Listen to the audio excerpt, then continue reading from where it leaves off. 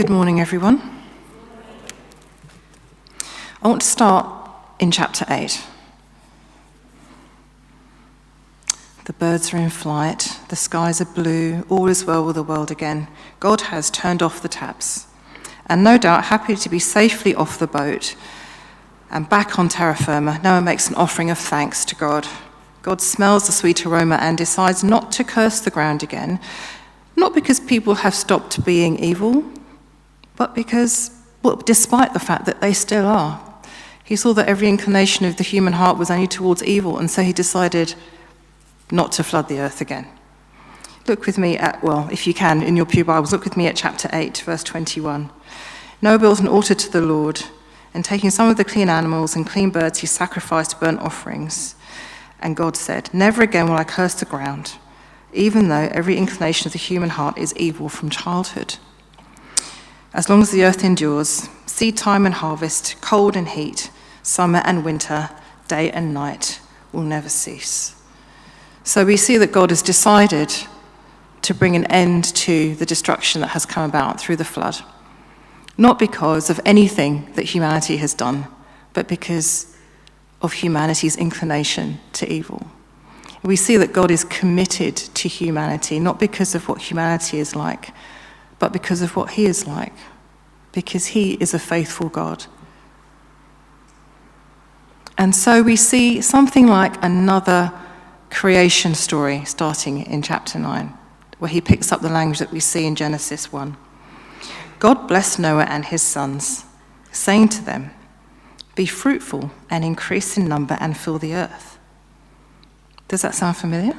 Chapter 1, he tells the man and woman also to be fruitful and to multiply. And we see this language again in verse 7 of this chapter. So it's like he's starting again, but not exactly, because we also see a shift in the relationship between the animal kingdom and humanity. If we didn't pick this up beforehand, it's very clear that God intends that humans are to be quite literally at the top of the food chain. In fact, humans are so significant that human behavior is the cause for the destruction of the natural world in the first place. Human actions led to the flood. Humans are so significant that what they do affects everything. Paul alludes to this in Romans 18, where he speaks of the creation waiting in eager expectation. What we do, what humans do, matters. Human morality matters. It's easy to see this in practical ways in our effects on the planet. Lots of talk about climate change and the things that we do affecting the earth. But perhaps it's not so easy to see that our morality is also intertwined with the life of this planet. God tells Noah and his sons that the fear and dread of you will fall on all the beasts of the earth and all the birds of the sky, on every creature that moves along the ground and on all fish in the sea. Everything that lives and moves about will be food for you. Just as I gave you the green plants, I now give you everything, he says in verse 3. We see the shift really clearly here, don't we? The green plant, which is a common food source for both animals and humans, is now just one of the options on the menu. I think Chris is pretty happy about that. One scholar has described this as a damage limitation exercise, taking account of the increasing bloodthirstiness and aggression of humanity. But in this restoration of things, or resetting of things, there's an important distinction that will set Israel apart from other nations of the time, which is the avoidance of ingesting blood, which is where life is located. And we see this as foreshadowing the importance of blood, the blood of Jesus.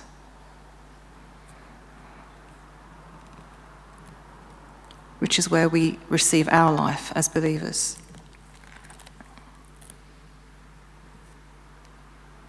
You must not eat meat that has its lifeblood in it, he says in verse 4. And for your lifeblood, I will surely demand an accounting. I will demand an accounting from every animal, and from each human being, I will demand an accounting for the life of another human being. We see here the faithfulness of God to his original plan to make man and woman in his image, to set us above all the other creatures that he made. And when all is said and done, even though he brought a flood on the earth because of our behavior and our increasing wickedness, we are still intended to image and represent God on the earth. That distinctive of our nature is not blotted out by our sin. We are still unique. He made us in his image, but he is so unlike us. What parent, after punishing a child, will give them more afterwards than they had before? But this is what God does. He gives mankind more scope than before. He even sets up special protections for them from the animals and from each other. He preserves the dignity of human life and communicates how important it is. We humans may be prone to wander, but we're still made in God's image. And so he still protects us. We see this in how he treats Noah and his sons. And he wants them and us to know his mind, to be reassured that he's not capricious. He's not going to keep wiping humanity and the created order out when it all gets too much. And so he shows that he's willing to make a promise. As always, God is always the initiator, the first mover. It's God who makes Adam and puts him in the garden, then brings Eve along as a partner. It's God who approaches Noah to make the boat to save him and his family. It will be God who approaches Abraham, and then Moses, and then Mary, and then each of us. It's always God who approaches first, invites us closer, like he did to bring you all here today.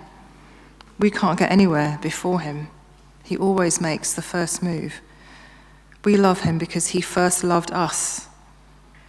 And the rainbow is the sign of God's mercy, his promise. And it has meant this for Jewish and Christian people for thousands and thousands of years, and still is a reminder to us each time we see the rainbow in the clouds. The rainbow tells us that God has been faithful to his promise to be merciful. It reminds us of God's faithfulness. Never again will he wash away all humanity for its wickedness. That is the reminder that we see every time we see the rainbow in the clouds. Despite our sin, God will not suddenly wipe us out without warning. When he speaks of his covenant from verse 18 to 17, he repeats himself over and over again. He wants to make sure that Noah and his sons and we who come after and all who've come after know that this is God's commitment to us. If we can see that the inclination of human hearts is only towards evil, we can also see in this passage the inclination of God is towards blessing and protection, that he is committed to us. We live in a broken world. If we believe that all existence is due to a sovereign God, we know from the course of human history the conflict, the brutality, the cruelty, the inequality, and the injustice, that God has ample reason to just hit delete on any given day this past week. But we know that he won't, because he promises it to us here in chapter 9 in verses 9 to 17. Not only does he promise no repeat of the kind of deluge that brought such destruction, but he gives us a sign so we can be reminded and reassured. Notice it's a one-sided contract. There are no demands on us, none. It's just God making us a promise. God inclines towards blessing and protection. God inclines towards us because we are unique in God's creation, uniquely made in his image. We carry something of God in our humanity. And this passage shows us that he cares for us beyond our sinful inclinations. They don't stand in his way, as Kate was praying earlier. Nothing can stand in the way of God, not even our sin. We also learn from this passage that God's commitment to us is not based on our performance, but on his faithfulness. And we don't have to take that on trust. We see it in the rainbow. Every time we see the rainbow, it's a reminder of God's promised mercy to the creatures that he knows tend to rebellion. I would love to ignore the last part of this chapter because it was so tricky, but I can't. So, here we come to the human response. Now, Noah had started very well with his sacrifice to God back in chapter 8.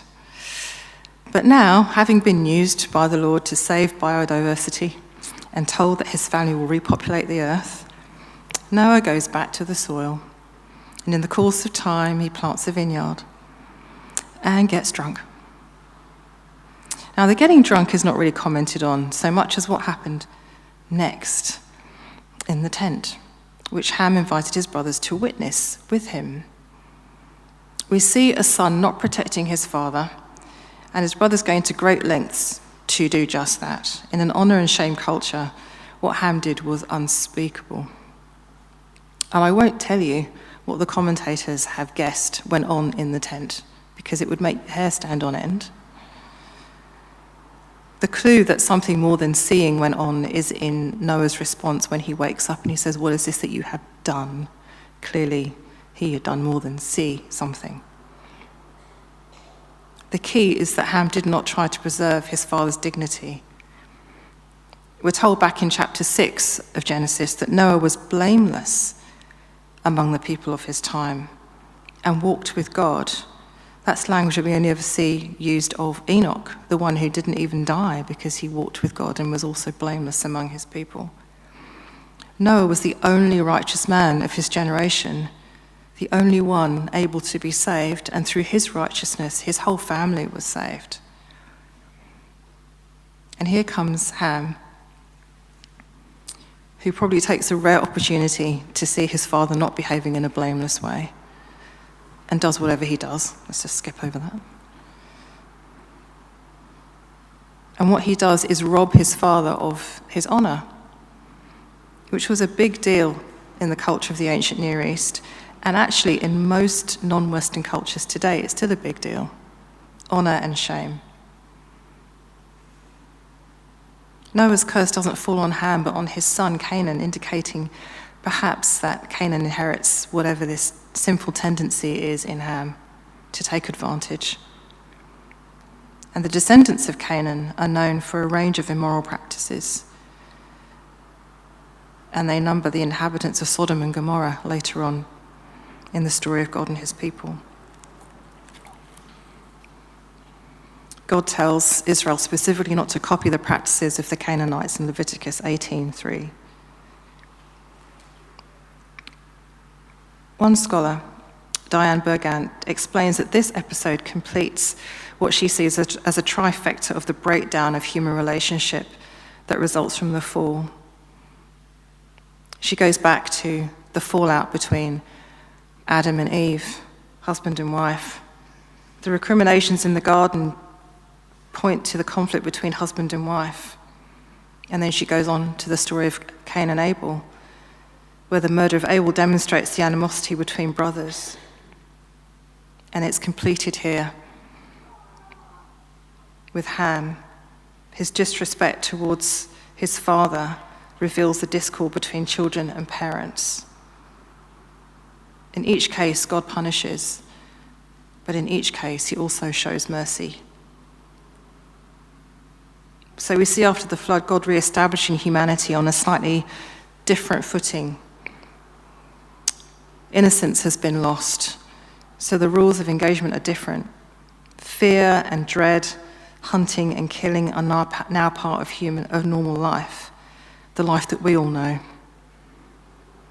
So God puts parameters around these activities to limit their harm and preserve the dignity of human life, which is still made in his image. And then we get a little repetition of the fall, as Ham's response to his father shows that breakdown in relationships across the generations. It's depressing, isn't it? It's a really depressing picture. Like a remake of creation, which isn't quite as fun as the first one. The colours are a bit duller. The ink is smudged. The ones made in God's image are not all displaying his likeness. And yet, because God is faithful and committed and willing to make a promise to stick with his plan, it's still a hopeful picture. Because God is faithful in spite of everything. We know this is not the end. Blessing lies ahead, not just for the brothers of Canaan, but ultimately for the whole human race. And our faithful, committed God will ultimately show this when he takes on human form in Jesus to deal with our sin finally and to restore relationship with him.